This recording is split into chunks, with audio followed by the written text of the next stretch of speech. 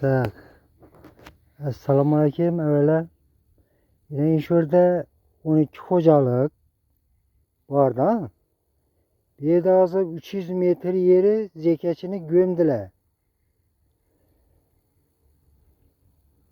Bir Toşne adresini açsam.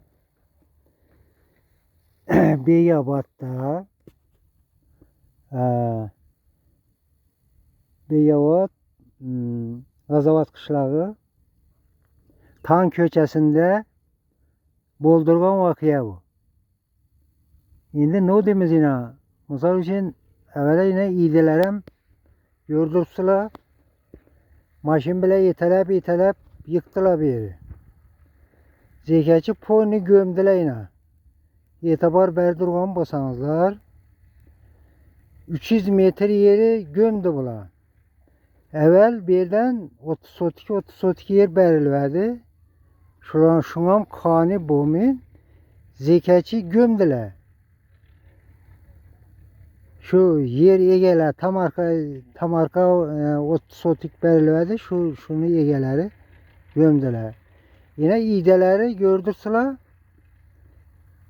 Şimdi kala olan iğdeler maşin bilen koparıp kış aytır taşadılar yine.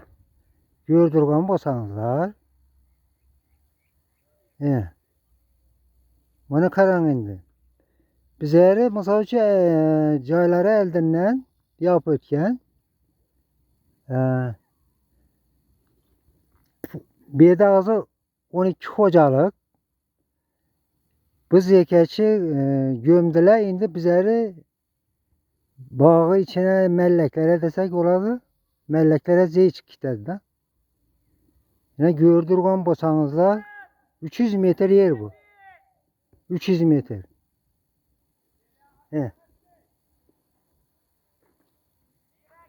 Yine şu alındırgan çelden bir anı zekat hesabında duruyordu bu yine. Yalnız yine zekat. Ne? Çel yine. Buğdayın kaplarına çel alıp dedi. Çel alıp bir anı göm taşadılar. Su arışa tayladılar da. Yap kıskası.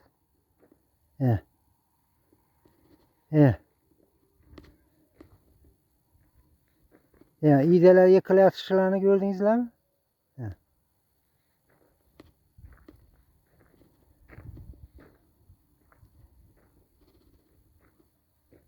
Yine iğdeleri o yukarıda sındırıp koparıp zındılar şöyle.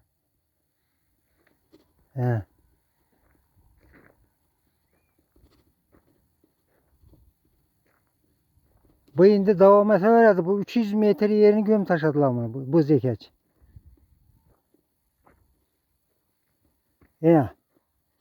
İğdeler koyuşlarını gördünüz mü bunu? Koparıp zındılar.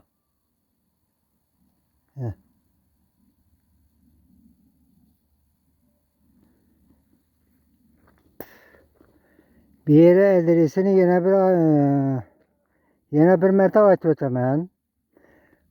Gazavat'ta Begabat mahallesinde Tan köçesinde buldurgan vakıya bu. Bir yere indi ne diyemiz bir yelat komam gelip bir etmedi şora da mı hayı demese heranmız bu ileriye karan bula yine yıkıla yattı bula. Gördürgen basanızlar.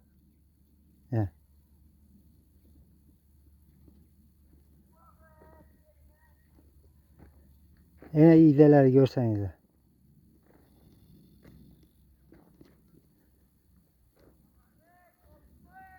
Bunlara bir çare görüş ilacı yok mu?